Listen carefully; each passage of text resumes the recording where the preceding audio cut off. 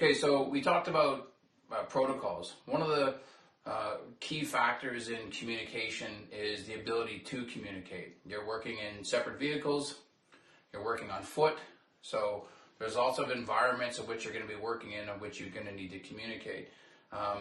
Many years ago, when we started out in this business, radios were used predominantly. Cell phones haven't evolved. They were big, they were clunky, they were expensive. The coverage was so. It just wasn't something that was as common today as we all know it is for today. So for new investigators, I'd be surprised if you use radios very much at all.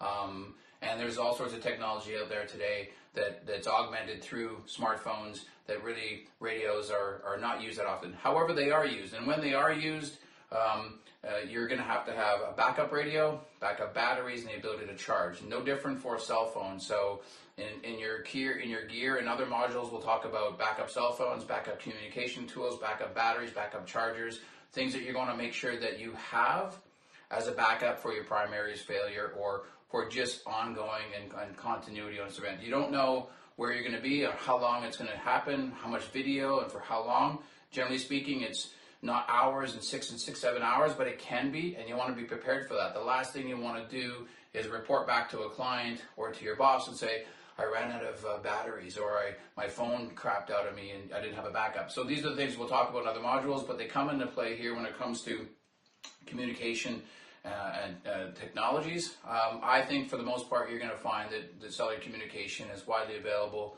very inexpensive, easy to keep charged all the time, all sorts of charging mechanisms that you can have these days that allow you to be charging while you're using and mobile at the same time. So 95% of the time you're going to be dealing with cellular communication. Very few times you're going to be using radio. If you're going to have radios, make sure you have backups, make sure you have backup batteries, and make sure that they're always ready to go.